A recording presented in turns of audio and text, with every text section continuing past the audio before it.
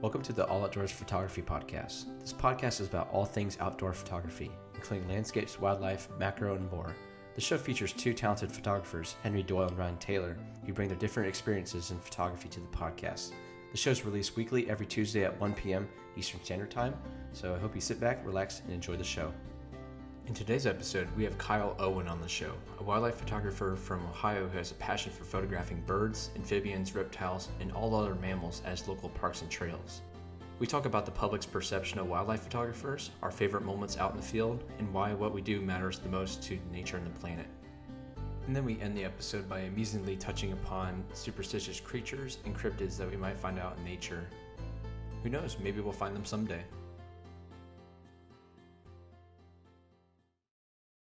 Welcome back to episode 39 of the All Outdoors Photography Podcast. And today we have a very talented photographer on the show.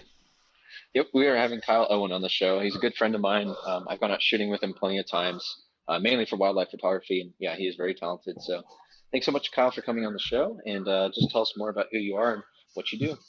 Well, thank you for having me. I appreciate the kind words. I currently live in Lima now. I used to live in Sydney. I'm an avid wildlife photographer.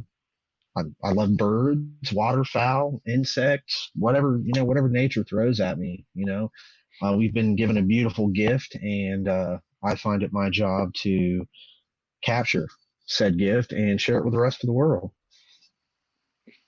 I like that. Yeah, it's like there's a purpose to your work. Oh, absolutely. I can really identify with that too. Yeah, absolutely. So I guess what draws you to stick more to wildlife in particular? As far as what wildlife do I shoot usually? Yeah, or just compared to other things out in nature. Yeah. I mean, I'm definitely more wildlife than anything. Every now and then I'll see a really cool looking flower I've never seen before, or maybe some kind of landscape. But most of the time I go out shooting, I'm out there strictly for wildlife.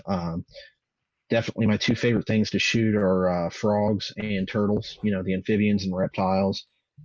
Occasionally the snakes when I see them, birds, of course, because they're, so abundant. Speaking of which, I'm such a huge fan of the belted kingfisher that I actually have a photography tattoo, and then above that I added to it, I have the silhouette of a mountain, a silhouette of some trees, and then right in the middle is the silhouette of the belted kingfisher. Wow.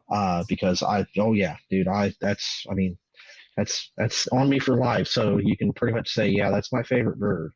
I've only had the chance to shoot them a few times because they're real skittish.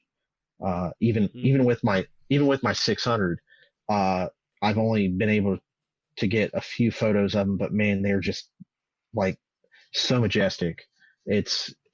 I see one and I just light up. I'm like, oh my God, I got to get that.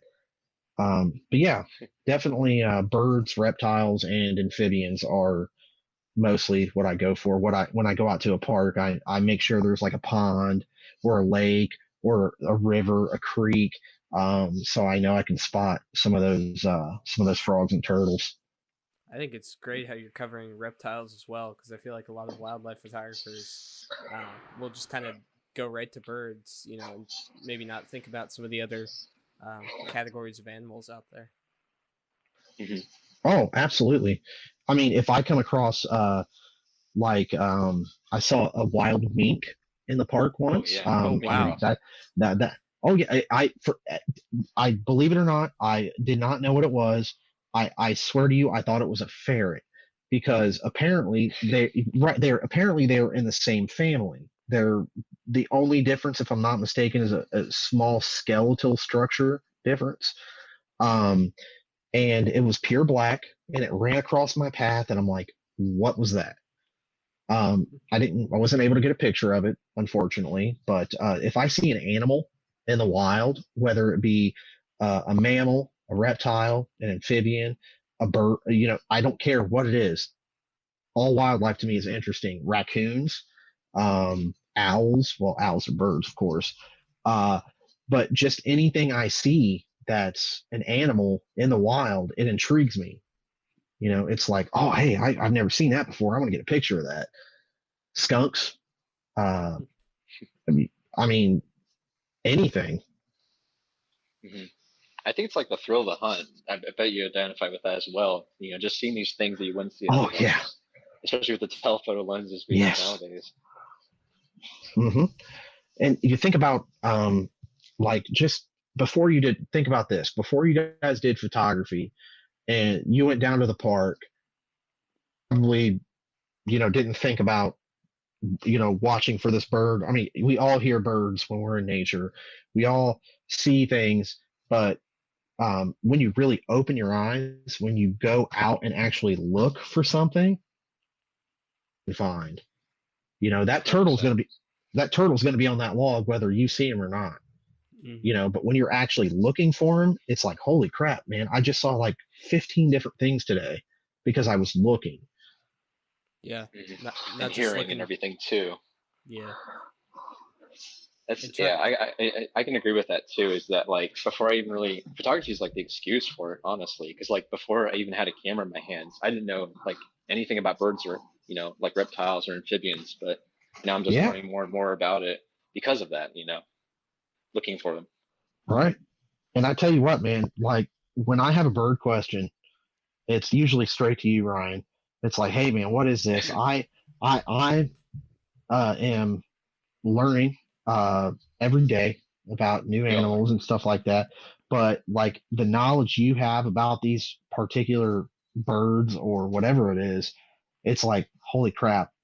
I know I'll be at that level one day, but like right now, it just blows my mind. It's like, oh, hey, what's this? And like 2 seconds later, you're like, oh, yeah, that's this or that. I'm like, wow. You I'm definitely, gonna second that. I go to him a lot too.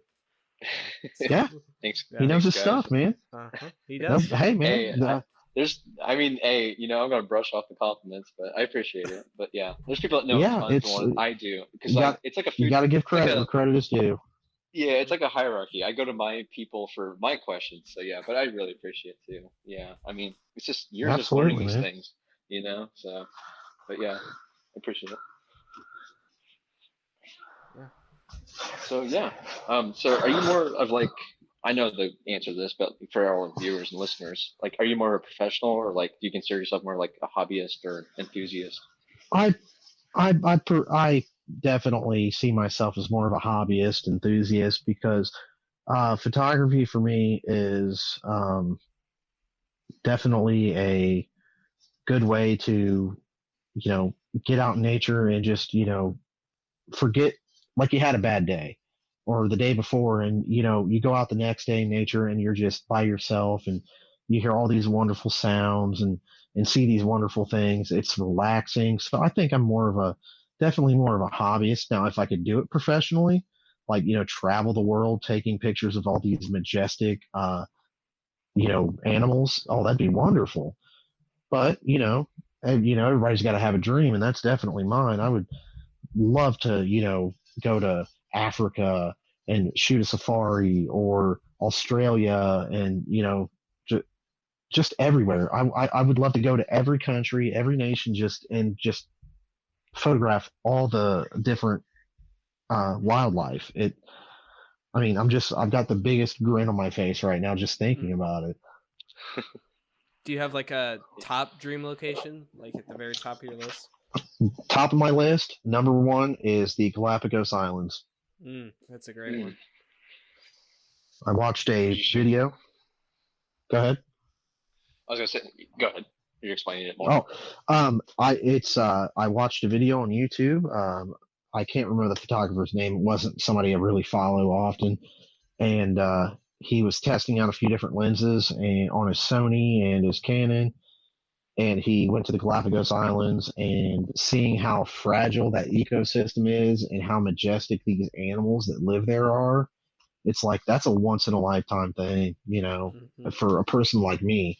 I can only imagine how much that cost to go there and how like honored I would be to be like, oh my God, they're like allowing me on the island. But like I said, the ecosystem is so fragile that the introduction to any kind of virus or disease would just completely destroy it.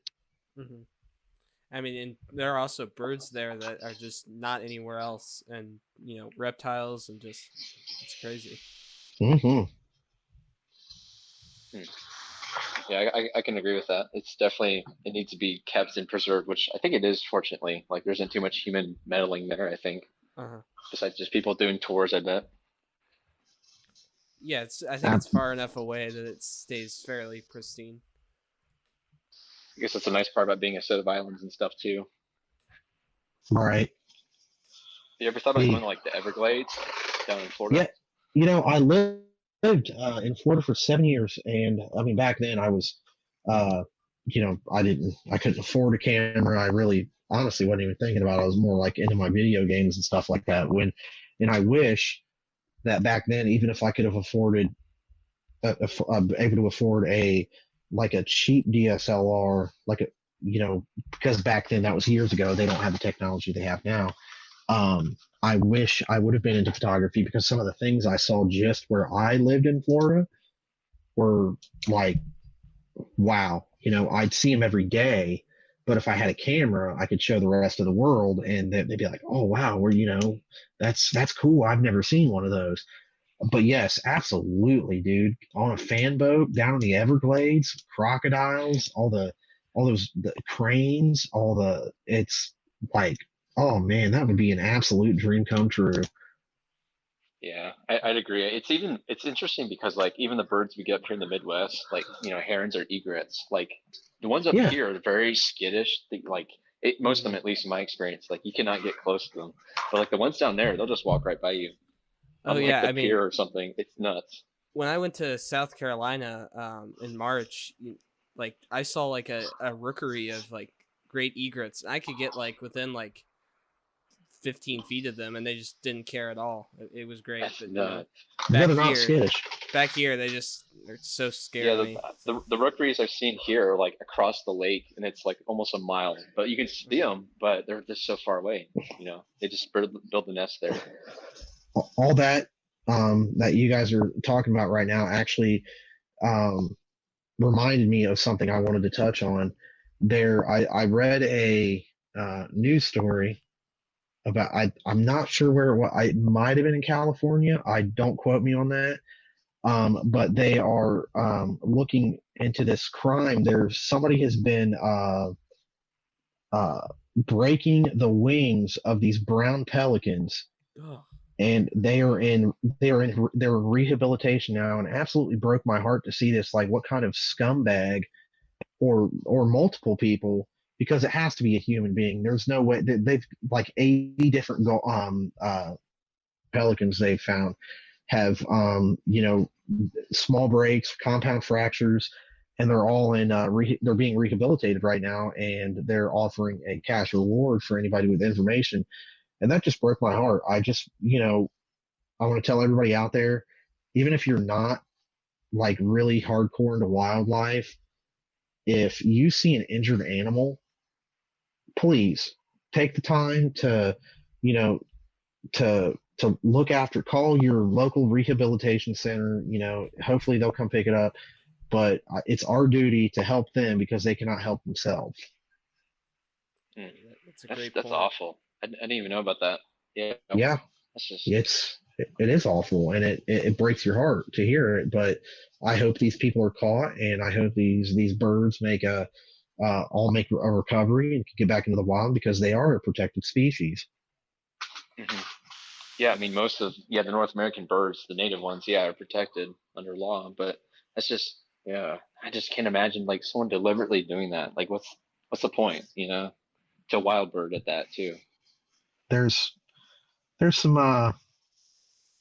really really sick people out there, but you know what? We make I think people like us make up for that. We care so much about the wildlife, and I would do anything for I'll stop my car in the middle of the highway if I saw a turtle crossing the road, man. I'd get out and help it. I don't care. Yeah. What makes our lives more important than theirs? I'm sure their ancestors were here long before we were. So Yeah. who are we to come in and just say, oh, let's destroy nature? No, absolutely not. We were given a gift, and I think we should take care of it. Yeah. Yeah, definitely. I think it's it's like a stigma almost, because you see like the common like the Canada geese at the pond, and people just like, I hear them all the time. They'll make comments, vilifying them just because they're like, oh, Hmm. they're a nuisance. So like, I don't want to say everyone's so like thick-skulled to say that, like, assuming all birds are bad, of course, but like Right. I feel like a lot of them are just kind of like, they're just here. Do we really need them? They get annoying, they're loud. I don't know. It's just I'm generalizing, of course, but Right. I feel like Right. some And people might say that a lot. I mean, it's like, I know for a long time, a big problem was people would shoot their songbirds in their yard, even like it's because they got terrible. so annoyed by them, they would just go out and shoot them. I mean, even throughout history, John James Audubon, he did it, but he did it for more for like a study purpose, which I could kind of understand as from that perspective, but still, Right. Yeah, it's just kind of like in the history. I luckily, guess. he only killed like one per species, at least I guess to document it. But or as many as he still. needed. Hopefully, Just Right. bird, and he shoots that. Yeah. And don't get me wrong. It's like a love-hate relationship with starlings because they're an invasive species, and I mean they're beautiful. They're absolutely gorgeous birds, especially when the sun hits them just right. But man, they like scare away all the other birds on my feeders. They'll eat all my suet blocks without giving like the sparrows, the cardinals, the blue jays, anybody else a shot. It's like, come on, guys. I don't hate them, but it's more of like kind of annoying. Like, hey, give the other birds a chance. And think about this. Wrap your head around this.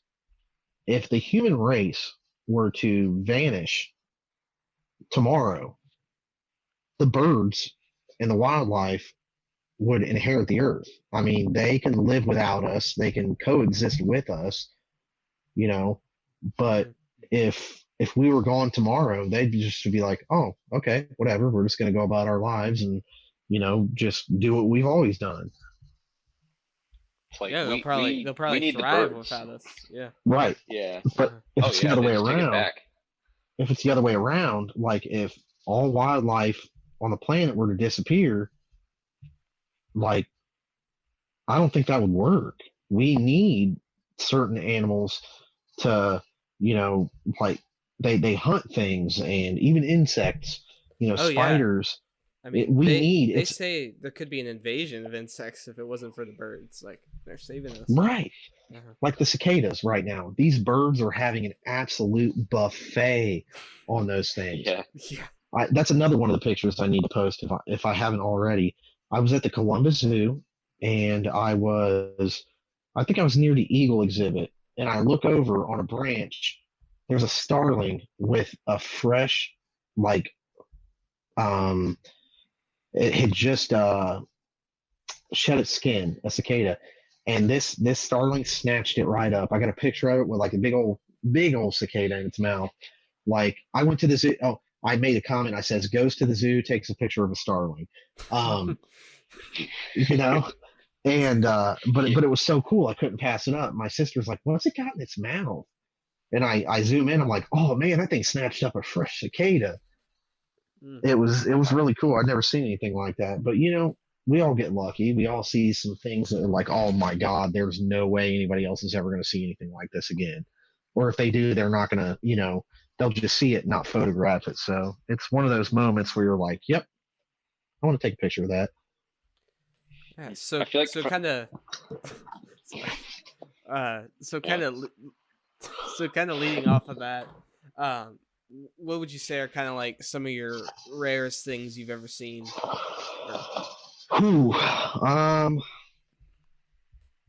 Believe it or not, blue jays are very rare for me. I think I've only seen like 3 or 4, because I know they like to hide because they're so colorful and these predators. Number 2 would have to be a northern flicker, which I just saw one of in Chihuahua Park a couple days ago. He was on the ground, not on a tree, so I just took that opportunity to take a picture. I think that's the second or third one of those I've seen. And like I said earlier, the kingfisher. Yeah, I haven't had a very large amount of chances to get a picture of those. I do recall, I'm sure Ryan will remember this, that photo trip we took with all the guys from Dayton. You remember that? Oh yeah, that's where we first met. Yeah. Yeah, yeah, it's where you and I met, and it was the last location we went to that Kingfisher had gone down into the water and landed on that tree or the branch with a fish in his mouth. That's like the first time I was ever able to get a picture of a kingfisher. Um, I don't know what else. I mean, I see cardinals all the time, which I still appreciate. I will never put down a cardinal. They are absolutely gorgeous. I mean, I'm with you there. They're great. I believe Ryan, you posted something on Instagram. It's like a kind of like a comic where people are like, "Oh, just another cardinal." So the cardinal's looking at like this, looking at this map. The cardinal flies to like Arizona, and these two people are like, "Oh, wow, is that a cardinal?" I don't think that people appreciate the common birds as much as they should. Hmm. I feel like it's easier. Plus, like when you're in our kind of boat of where you're like chasing all these birds and seeing all these different, unique species, that you do kind of lose sight sometimes of that with the common Oh, ones, absolutely. especially. Yeah. So, but yeah, I'm trying to remember who made that webcomic because I wish I could shout him out because I didn't make it, of course, but yeah, that was a But really, it yeah, was great, absolutely. yeah, it's very true. Yeah. Have either of you, and I honestly don't care that people like look at me like I'm some kind of weirdo or something or a freak out when I'm out in the field taking pictures. But yeah, I'll be like laying on the ground, especially with the frogs and the turtles, because I want to get eye level. I will, I'll be on my stomach, both my legs will be kind of up in the air, and I've got my elbows, situated on the ground so I can get some steadiness. And some people walk by, they're like, "Oh, hey, what are you looking at?" And I'll point it out, and they're like, "Wow, I didn't see that until you said something." And then you got other people looking at you like, you've got like a third arm grown out of your head or something. Um, but I just, then it's unfortunate because it's like, I just want to share my photography with the world. Like somebody walks by and be like, "Hey, check this out. You see that turtle right there?" And I'll go on about it. And some people are like, "Oh, that's really cool," and other people are like, "Oh, okay." And just kind of keep walking. But I mean, Yeah. I'm a people person. Stranger walks up to me in the park and says, "Hey, what you looking at?" I'll go on until they're like, "Well, I got to get going." I think I that's can great. agree with that. I've seen you do that before, but I mean that's the great thing about like you in particular is that you're excited about sharing it too, Oh, and a lot absolutely. not a lot of people are. I think I'm kind of like in between it, where I'm kind of like I appreciate like the solitude, but I also do like to meet people on the trail and talk to them about all the things I'm seeing because yeah, the reactions they give me too are like the same, where it's like, "Huh, I never even seen that before." Yeah, or they, what, Yeah. they might have, if you hadn't said anything to them, some of those people are like, "Oh, hey, well, I just saw this or this or this down there. I was in Bruckner and I was at the first pond, and this guy walks by. He's like, 'Hey, man, what you looking at?' I was like, 'Oh, I'm just, some bullfrogs over here.' He's like, 'Oh, hey, man, I just saw a big snapping turtle up the trail at the second pond.' Like if I never would have said anything to that guy, I probably never would have went back there and never gotten the picture I got of that snapping turtle." Oh yeah. I remember like about 2 years ago, it was in spring. I was at one place just shooting landscapes. I think I was doing like sunsets that day. And then this one guy like walked by me. He's like, "You ever heard about the great horned owl that's nesting?" And it was like a location like down the road. So I went there a few Okay. days later and like nabbed a shot at like golden hour. Never seen a great horned owl in the wild, but it was like the Yeah. perfect moment too. So Yeah. yeah, Yeah. you're definitely right. You need to like get out there and like talk to people about it. 'Cause a lot of people Yeah. do exchange all these secrets. Like I'll go to a location for the first time and people start rattling off all these things they've seen because they go there every day. Like it's pretty Yeah. wild to see that and talk about it. Yeah, It- don't underestimate non-photographers. Like there's Oh like you yeah, said, every day there's people who take daily walks in these parks, and they know them mhm. better than us sometimes. So, oh yeah. They don't And- even have a camera. They just go there with like their dog or their kid, uh-huh. and they're just like, "Yeah, Yeah. I've seen this thing, in whatever season." Or yeah, it's really neat. So And I if you recommend go it. to if you go to the parks enough, like I did at Chihuahua Park, I don't go there as much now that I live in Lima. But like tomorrow, I'll go up there a few hours before I go to my dad's house, and I'll walk around the park. And some of the people that I see in the park are people that I've seen multiple times. Hell, some I know by name now. And we'll pass by and be like, "Oh, hey, what's up, Joe?" And he's like, "Hey, Kyle, hey, did you see there was an eagle back here, and I'm like, oh no, no joke. And then other times you can tell that, like you kind of get you've done it so much, you get that vibe. Like you can tell, you'll say, hey, how you doing? How's your day? Just a simple pleasantry. And that's it, because you can tell some people just kind of like look like they just want to be left alone. Like I'm just gonna take a walk, and all that good stuff. But yeah, I mean, the more I'm definitely a chatty Cathy out in the field. I've been trying to be better about that, like looking like I'm like doing something nefarious, because we're not really, of course, but like at a Right, no, glance, the outsider looks at like the big telephoto lens. They're like, what the heck are they right. just doing this little community park or something? So Are I they figured like if spying you have on a me? good way, yeah, exactly. Like if I turn around, are they gonna be like pointing that thing at me? So yeah, it's like Right. you have to have a good way about you, and like I just find like a nice smile, pleasant hi. Like if that's all you can do, that works. Hmm. I don't feel like most people are that weirded out. They might be a little curious more than anything, I think. Right. Yeah, So I I've mean, it had just depends. a couple of days ago, I was like by this creek looking for some ducks, like early in the morning, and I just bought camo gear recently, so I was like, it's like a nice. kind of like a ghillie suit. So I was down in Okay. like some high grasses, like waiting by the shoreline for some ducks, and this lady passed me, and I realized that I probably should have said something, because she ended up noticing me without me saying anything, and I like scared her. Like I didn't mean to, but like. So like if anybody listening, or Kyle or Ryan, if you're ever wearing camo, make sure you say something to people before they Right. pass you. Yeah. I mean, Oh, they could yeah, step no jump. they could step right over you, never know it, Yeah. Or on you. Yeah. or trip on you. Yeah. Uh-huh. Yeah.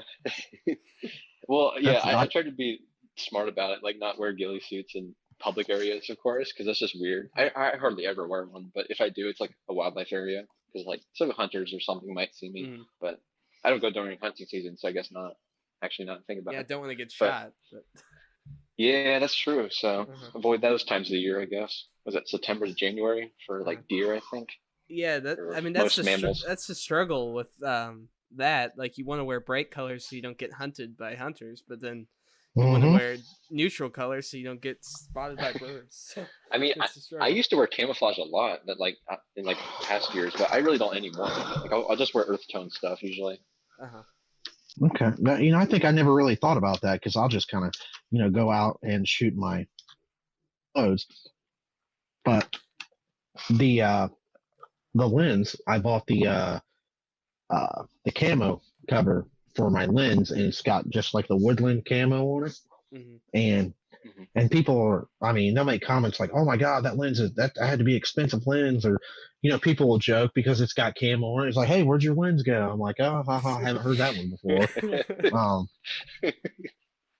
but most people, I would say 95% of the people that I run into, or even people I don't even run into, people that are like within 30, 40 feet of me, uh, either exchange like a head nod or something, like, hey, how you doing?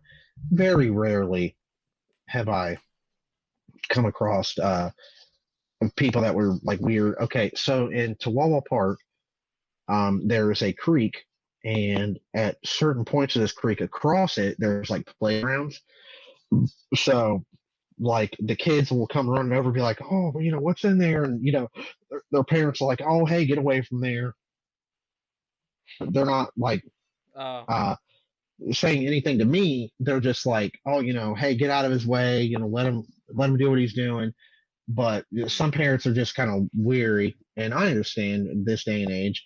um but and then the other times I had a kid and his grandparents walk right past me, and they're like, hey, what are you looking at? And I said, oh, there's a big old bullfrog right there. And this kid was just like fascinated, like, oh my God, that's so cool. I've never seen one of those before. Like, why is it so big? Or, is that a girl frog or a boy frog? And I mean, his grandparents were just like, they were cool with it. I was just sitting there telling them all kinds of stuff about this frog, and they're like, hey, we really appreciate, giving them all that information. That was mighty nice of you. I'm like, I mean, why would not? He was curious, and I want to teach everybody I can about everything I know about him.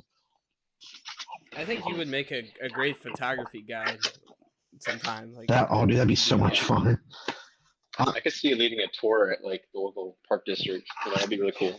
Yeah, I've actually been on a couple of those, and the people like at Stillwater Prairie Reserve, they do a lot of in Miami County.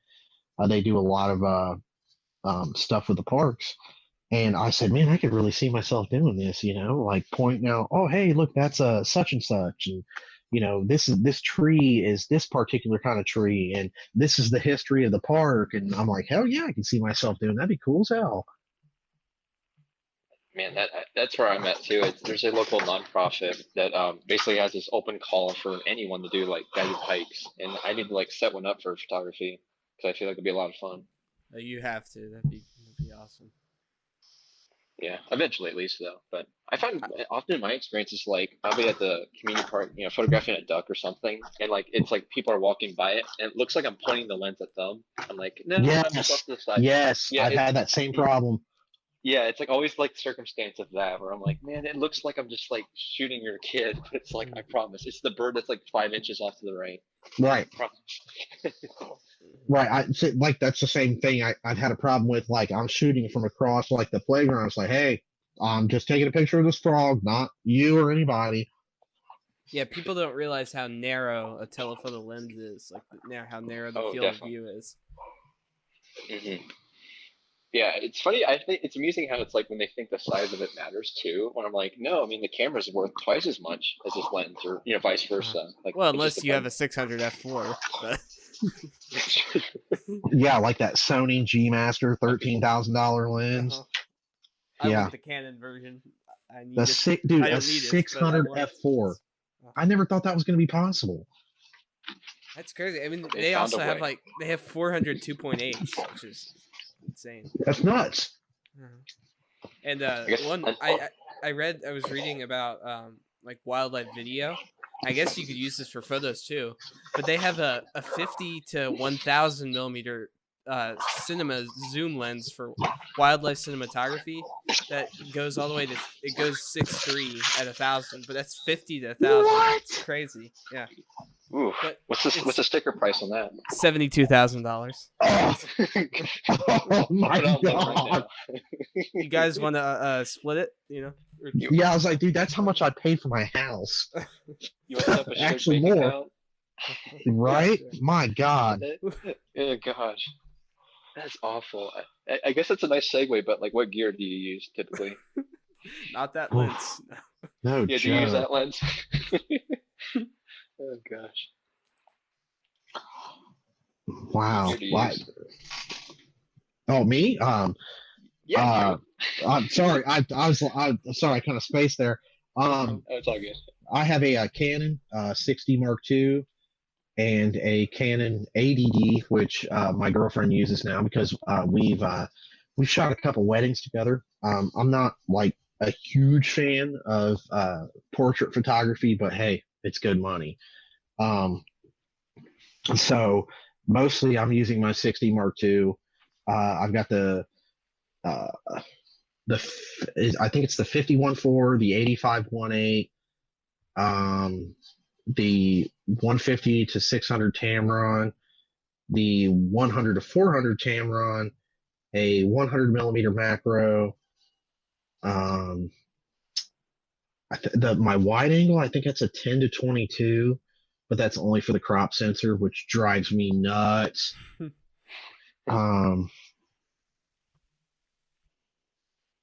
else? That's a lot, though. I mean, you cover like a lot of focal lengths and like right, and I've uses of lenses. Most of them are used or refurbished. But the 150 600 was brand spanking new. That's the only new one I think I bought. Or no, the 85 was also new. The 50 I got with a bundle with when I bought a 7D, which I've long gotten rid of. I think that's about it. I think. Do you use like the 150 to 600 the most, you'd say? Oh yeah, absolutely. Absolutely. It's on occasion if I'm carrying my other lenses with me, because sometimes it gets really hot out there and I don't want to carry a huge bag. I will, switch over to my 100 millimeter macro for if I see a really cool bug. But more times, I'd say 90% of the time, you'll see my 600 on my camera. Do you ever use any like tripods or monopods, like any stabilization, or do you just shoot handheld? Most of the time I shoot handheld because I don't really like carrying around my bag with a tripod or the tripod with. I've got a nice over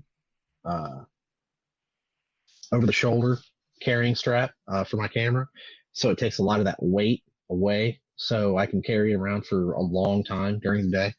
And then other time, and I'll carry my tripod with me, just hold it in my other hand. I would say like at least 80% of the time it's handheld. So I'm bumping up those that shutter speed just to compensate for the vibration. I mean, as far as I can see, the results haven't been half bad. With the tripod, definitely, of course. I mean, you're going to get way better photos. But I mean, there's trade-offs for both, though, definitely. But I mean, that 150 to 600 has image stabilization too, so that helps, right? yeah, oh, absolutely, yes, Yeah, absolutely. I would say that like handhelds definitely you're way more maneuverable. I mean, if you want to not scare away a bird or something, go handheld, because with a tripod, you'll scare them away Yes, almost instantly. absolutely. So I've noticed. It's like I find in my experience, I tried the tripod monopod route, and it's like it's too clunky and just cumbersome, and then you just miss the bird shot or whatever it is you're photographing because everything's moving around so fast usually. So True. it just gets in the way of the shot. And I'm like, I'd rather risk, like you're saying, like with the sharpness, because I have really shaky hands, and it's like I'd rather risk it just shooting You're not the handheld. only one. Yeah, and just see if I can even get it at all. Half the time you can't. So I mean, it's like you do really need that stabilization when you can just like bump up the ISO or the Right. shutter and everything. So Now, I've noticed a lot of times I will have my tripod fully extended on all three legs and carry it around like that. So I just have to whip them out to get a photo. So I don't have to like go through all those steps of bringing the legs down. Sometimes that works and it doesn't scare the thing off. Usually frogs. I know they're pretty skittish, but the bigger ones aren't so skittish. They're like, I ain't scared of you. So they'll stay where they're at and they'll give me time to set up um, the tripod. So yeah, it's nice. It's nice to have it sometimes. Other times you're like, I can get this handheld, no problem. Or if a subject is pretty far away and they're pretty stable, or I'm sorry, not green heron, the blue heron.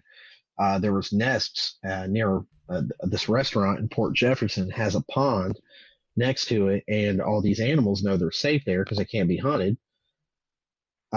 There was like 10, maybe 12 blue heron nests in these two different trees, and it was gorgeous. I was across the pond, so they weren't so skittish. So I got to set up my tripod, put on my camera, boom, got some great pictures. man, that's the best. Yeah, I had last winter a snow goose was actually at like a little like pretty much the same setup as yours. It was in like a residential like shopping area, and it was just at a community like a small little pond right next to like a grocery store and everything. It was neat just to get this photograph right here in the middle of like a busy like city and everything. I mean, I And it's swear like some of my best are in those urban areas too. Like, Yeah, it's wild, man. because No these pun intended, birds, though. uh, but these birds know like where the safe havens are, where they know they can go and not be bothered. yeah, Hmm. totally. Yeah, they aren't stupid, that's for sure. And No, absolutely not. I read, It's like that. yeah. It's like that term "bird brains" it gets like a bad rap for that reason. Because Oh yeah, no, they're really smart. They really are. Most of them are. And I don't know how this happened, or how this happens, but I read somewhere that birds will pass down like their safe locations to their children, and like hereditarily somehow. So like the children will continue to go to these locations as well. that makes sense. Hmm. Think about migration. Yeah. Oh yeah, How that, that, that how that's the most bizarre phenomenon right there. Is just migration. how are these birds that were born last year supposed to know exactly where to go when they fly south. Like, Yeah, with no previous direction too. It's insane. right. They have the magnetic compass in their brain or whatever in their head, and they I just think know what to do. I think that has something to do with it, honestly. The like the magnetic pull of the the North Pole, the South Pole, whatever. I think it has something. It's something in their brain, and it's wild because you're thinking. I mean, their brains are so tiny, but for being so tiny, damn, they're smart animals. Get this with the hummingbirds. I mean, how small they are, right? They weigh a few ounces. They have a pea-sized brain. They will remember the specific feeder spots. Like if you have some in your backyard, like hummingbird feeders, they will remember those year after year and go back to them. How did they know that? How? It's like insane to me. And then they migrate thousands of miles down south, to like South America or whatever. It's mind-boggling to read about that stuff. And then meanwhile, we can even do that. We have these big old brains, and we don't use but what do they say, like 10%? Less than 10, I think. Yeah, it's something like that. And we have to use GPS to get places too. So. Right. Like, I don't know where I'm going. Turn on GPS on your phone. Yeah. As far as the birds go, like, it's insane that like you said, bird brain. Like, okay, I mean, I don't understand where that came from, but these birds are really smart.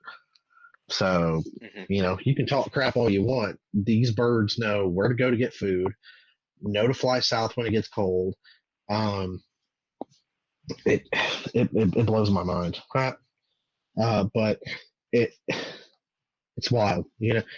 Granted, the same birds probably come to your feeders all the time, but we have no way of knowing if that's the exact same bird. They know, but it's banding it. Right, without banding it, right. But it's the fact that these guys remember, oh hey, old man Owen, he put out his bird feeders. Let's go over to his house and grab some of that. I'm sure, of course, birds, they have their own language and how they communicate and stuff like that. There's so much stuff about birds I probably haven't even like thought of to research, but I'm still, I'm in my mid-30s, so I've still got my good golden years ahead of me. Like when I retire, you better believe I'm gonna be taking pictures of all kinds of birds. Yeah. And I don't blame you too. I mean, yeah, you ask anyone older than either of us, all of us, it's like they'll be like, "Oh, you're still a baby. You got so much time ahead of you." So, and they're right. I mean, they really are. Like we think we're old now, but it's like, no, we still got a lot of years. Mm-hmm. Especially me. But why wait too? Oh yeah, definitely, Henry. Yeah. When I wish I would have got started when I was in my 20s. But like I said, just really couldn't afford a camera. Teens, That too, yeah. I started when I was 13. Oh wow. Yeah. You're doing great then. I was like at 20, and I was like, man, I don't know about this 5 years ago. I was like, I'm gonna try it. I'm gonna try this photography thing. So, there's a kid I follow on Instagram. His handle is Kid with a Sony. Oh yeah. I've actually worked with him a little bit. This kid is like, oh my god, you're so young and so talented. He's gonna be big in a couple. He's gonna be. Yeah. Oh, dude, only 13. Yeah. When I see his work in like a Nature magazine or National Geographic, I'll be like, I followed that kid when he was just starting out. And I've talked to him. I've been on calls with him before. He knows really everything about birds. Yeah, I'm going to be on a podcast with him soon, so that should be fun. That's cool. We should have him on here. Yeah. I'll ask him. Ryan, I know you follow her, Birding Girl Heather.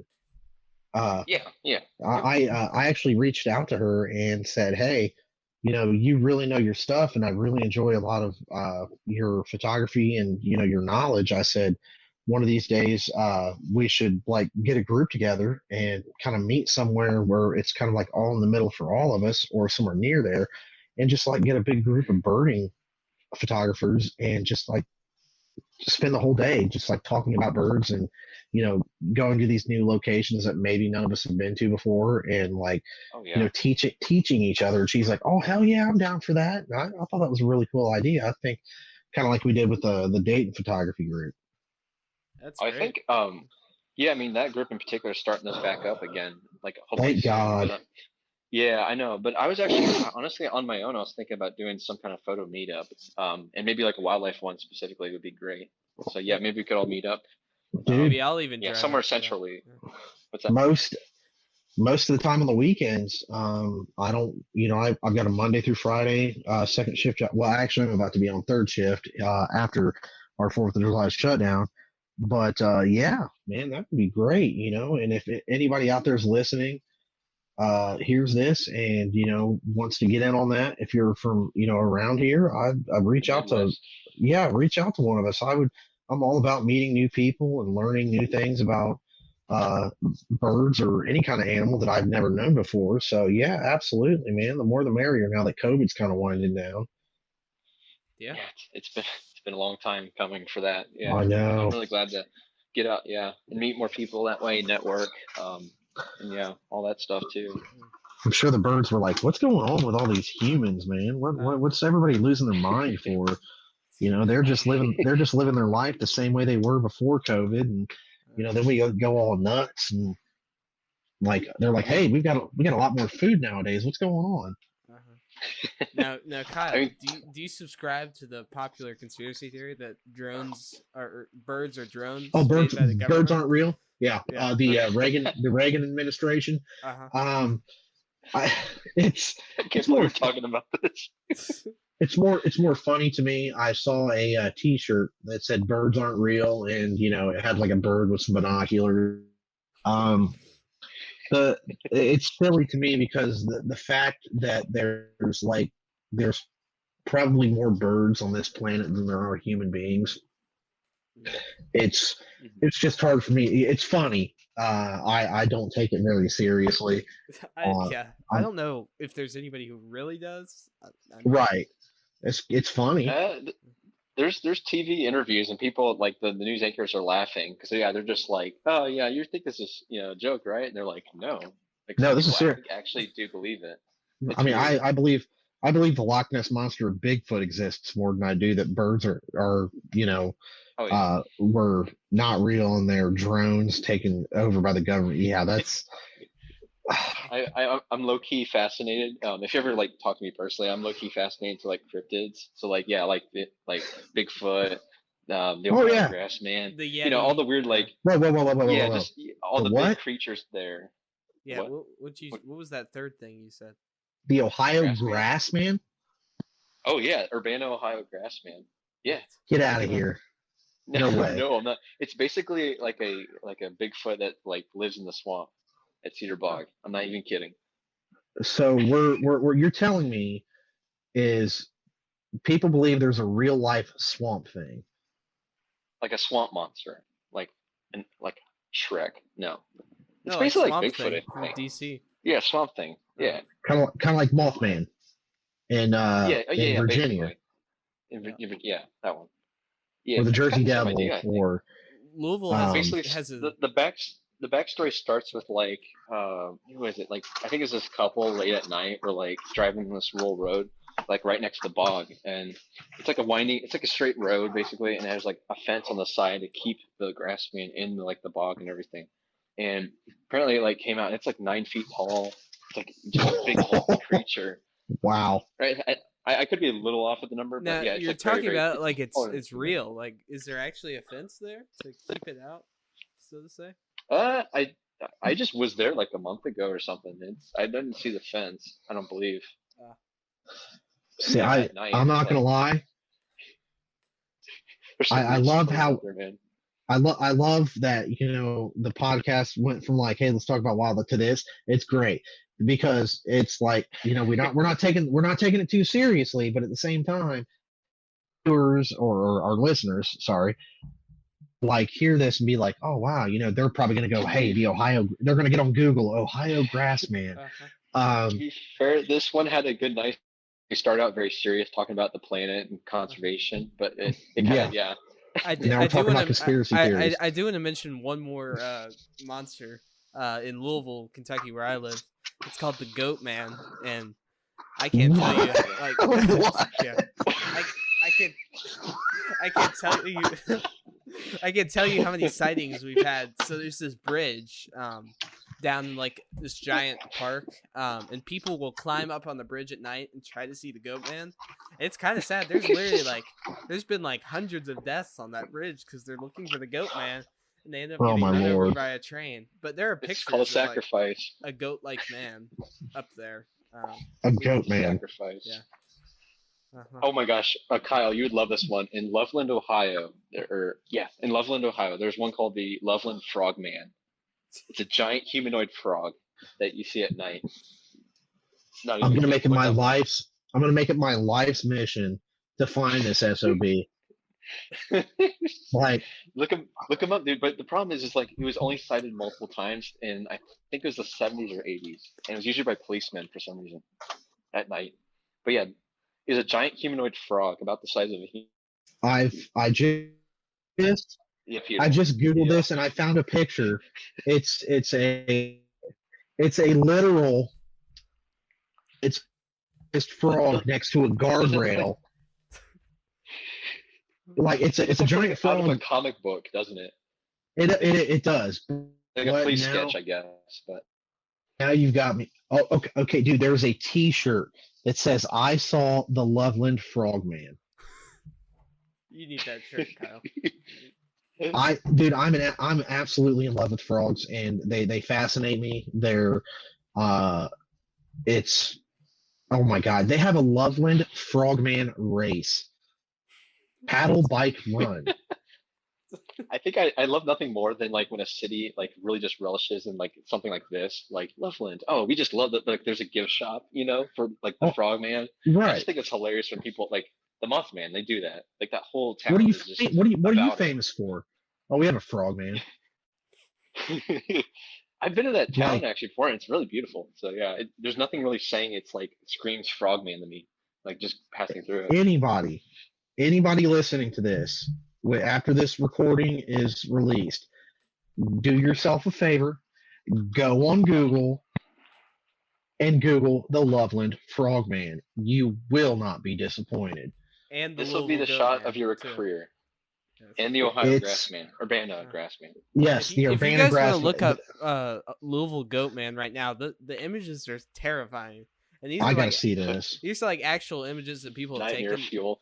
No, we don't know if it's like a costume or what, but like, Oh my god, yeah, that is terrifying. I know. This is like 20 minutes from my house too. Oh god. And dude, I looked at I typed it in and it's showing the bridge where the train Uh-huh. runs. Okay, one of these pictures kind of looks like the devil from Tenacious D and the Pick of Destiny. Definitely looks like Dave Grohl in a goat outfit. Yeah, people think it's like the devil itself, like, 'cause, like yeah. I believe Apparently it. I believe it. they call another name for it. Apparently, from what I'm seeing in these pictures, is the Pope Lick Monster. Well, yeah, that's the park. Pope Lick. Okay, that makes sense then. Oh, is it? Oh, it's just like another name, basically. Uh-huh. Yeah. Yeah. It's always confusing when there's more than one name to him, too. Mm-hmm. Yeah, but Huh. that should be all of our goals, to photograph these monsters for the first time. That would be our Okay. life's Kind of. work. That would be You got- this megapixels. would be You got the the goat. money shot of your You career. got the goat man. You've got Ryan. You got the grass man. I got the frog man. We'll be billionaires. Watch me miss. If we can- focus. I could see it now in my work. Oh man, misfocus. the depth of field is just way off. Uh-huh. Oh I my I focused god. on the horn instead What the of picture eye. comes out blurry. Would Uh-huh. people believe it Right. was blurry? I was shaking. I was so scared. Oh my god, dude. I can can't just- stop. I can't stop looking at this. This is epic. You know what I'm gonna do is I'm just gonna make up a shot of the grass man. I'll get one of my buddies to be in a ghillie suit, and I'll be like, I'll put it in my gallery like front and center. So people are like, oh, nice birds, nice landscapes. What is that? Is that like Grass Chewbacca or man. something? No, I would we I should would all- gladly. We should all come together on April Fool's Day next year and post those on our. Oh, pages. definitely. Oh my I'll do lord. it, yeah. Apparently I've been scrolling through the images a little farther down, and I don't know if this is where is this at? Oh no, it says Louisville Home for Halloween. apparently they sell what we call Buckeyes up here, the chocolate and peanut butter balls. Apparently they are down in Louisville at whenever as Goatman poop. What?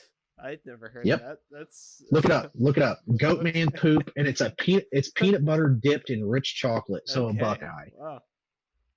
That's creative, I guess. Anything for a buck. Huh. I really enjoy the arc of this podcast today, gentlemen. Yes. This has been the best one, I think, just for that reason. Definitely. I mean, I live in Lima, so I don't know if there's like an urban legend here in Lima. Lima Bean Man. There's a yeah, the Bean turtle. Man. Yeah. Oh, dude, that'd be epic. Yep. There's a shirt that says "Goat Man Lives, Pope Lick, Kentucky." Oh, God. Have you found him, Henry? Have you tried to look for him? Don't stay on the bridge, though. Most people who go up on that bridge die. Like, literally. It's bad. Like, is there no railing or something? Or is it just they just jump over? Yeah. So in the bridge, you have to, if the train's coming, you have to hang off the bridge, and most people aren't strong enough to stay because it's a really long train. So they end up falling to death. If you look up the Louisville Goatman, you'll see a picture of the bridge. I can see exactly what he's talking about. Yeah, it's a beautiful curiosity bridge, about the story Kentucky's behind Goatman legend railroad trestle. I'm convinced they're just sacrificing themselves to the Goatman. They're brainwashed and they jump. Not that I mean, you think about it. The goat, like people sacrifice goats to Satan all the time. That's true. Yeah, UFOs too. What was the Frogman? Where was that at? Loveland. It's one word. Ohio. Loveland Midwest, man. We have some weird Frogman. creatures around here. The Midwest is like, because I guess we have nothing else better to do, so we just make up things. Yeah, I think with all the like development in the Midwest, like throughout like America's history, it's like led to different animals in like the West. So Loveland has the Frogman, Louisville has the Goatman, and Urbana has the Grassman. Okay. Yeah, I'm gonna do some Grassman is so research. lame. Why can't it be a woman? Yeah. Why can't it be a woman? Like the grass like, woman. Why are these cryptids and stuff such dated? Like, why are you the gender? Like, if I'm gonna go to Loveland and I'm gonna buy this shirt. I'm gonna buy the I Saw the Loveland Frogman. I'm glad you know about it now. I figured of all people, dude, I'm you'd love to ecstatic. hear about that. I'm ecstatic, absolutely. Like if there's a giant turtle take a tour. humanoid, Oh god, I would go looking for it. You have to look up which bridge it was found under or by. Yeah. I would drop everything to photograph one of those things. Like I would just quit everything and just go photograph it.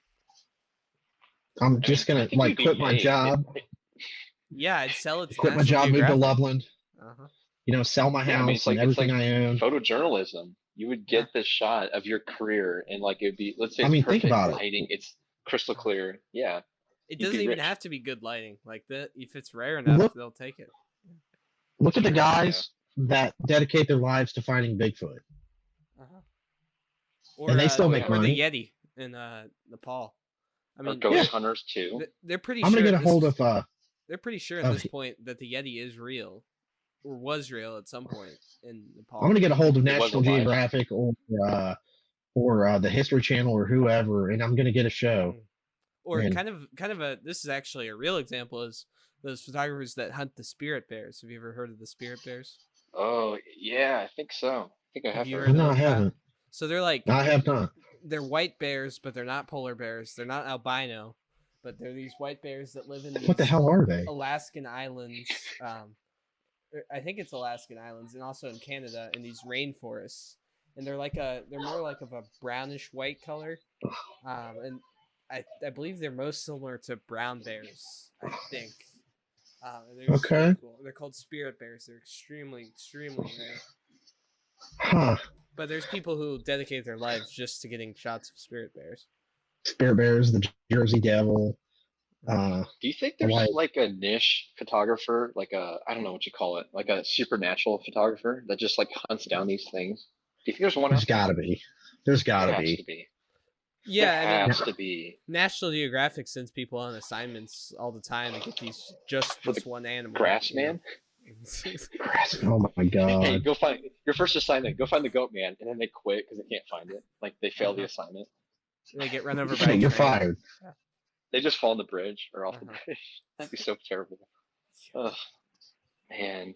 Well, I think we can wrap it up here. We can put a pin in this one. So Kyle, where can Absolutely. people learn more about your work and find you at? If you use Instagram, you can find me at Kyle Captures Photography, captures with a K, not a C. Um, and that's all my wildlife work. Feel free to reach out to me if you have any questions. Follow me. If you like my work, give it a like. I'd really appreciate that. And as always, Henry and Ryan, definitely check them out if you haven't already. They have some amazing work. Thank you. But yeah, no problem, man. You guys are great. I think as wildlife photographers, all three of us, if we ever got together, we could definitely make some really, yeah. really cool stuff. I'm only about 2.5, 3 hours away, so I can from Right. Ryan's area at least, so I can definitely meet up sometime. I Well, think I'm about dude, an hour away from you, Kyle. hey, Loveland is only 2 hours away from me, south. So hey, we could all meet up there and go look for the frogman. Oh yeah. Dude, that'd be fun. Man, Could you- yeah, playing that soon. Could you imagine how many listeners be like, "Oh, dude, let's go look for the frogman." I hate to tell you The guys, but three, if I the saw three the of us with frogman, telephotos. if you guys got in my way, I'd push you over and get the frogman shot. May the best, If you had to may choose the best one. man win. May the best man Yeah, I win. know. Man, I can trust you now. But yeah, anybody who listens, if you want to check out my work, I'd greatly appreciate it. I'll definitely follow you back if you have any content on Instagram, whether it be personal, professional, hobby, whatever. I'll definitely give it a look. But I greatly appreciate you guys having me on today. Thank you so much for watching the All Outdoors Photography Podcast. You can find us on Spotify, Apple Podcasts, Google Podcasts, and the video version on YouTube as well. You can subscribe down below, and we look forward to seeing you in the next one. Thank you.